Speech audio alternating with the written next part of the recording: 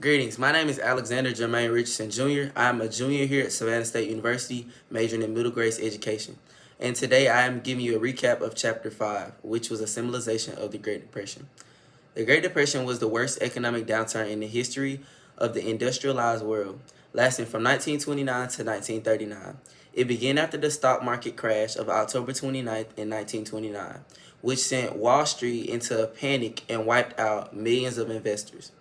Due to investors making risky investments with money that wasn't theirs, which was considered a loan or borrowed amounts of money, this brought along the stock market crash. This was a process in which the Americans borrowed money from the bank simply and didn't pay the money back. So it caused the end result to be the stock market crash. The stock market crash began in September of 1929 and lasted all the way until July of 1932. This was almost about 3 to 4 years. The decline of the stock market crash affected more than just owners of the stock. However, there weren't enough Americans that really invested in the stock market. We had about a 10% rate of Americans that really had stock. So they didn't have as much stock. So the period of Americans that had stock was very small. So it was a 10% of Americans out of 100%, and that's fairly little to none.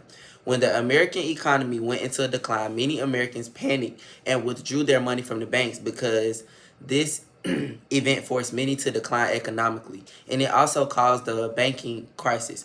In this period of time, Americans decided to take their money out of the bank because they noticed that issues was going on with the borrowing, the stealing, and the loans. So Americans decided to take their money out the bank, and then this brought along a bank crisis where the banks didn't have, the right amount of funding. On October 29th of 1929, they brought along a time called Black Tuesday. It hit Wall Street as investors traded some about 16 million shares on the New York Stock Exchange in one single day, and that's like a lot.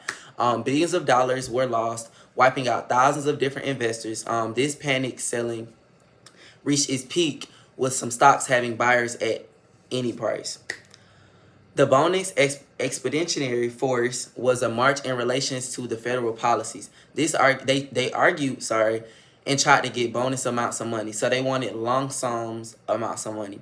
Hoover was blamed for pretty much the whole Great Depression because of his pro-labor policies. His wage freezes and his job sharing ideas were detrimental to the economy. They felt he brought a lot of wage freezes, so he wasn't able to give them the amount of money that they needed. And the job issues that they had going around during the Great Depression as well. So they blamed it all on Hoover.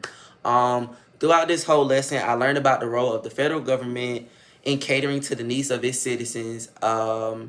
And I also learned about the politics that went on during this period of time, how the economy went up and then it went down as well.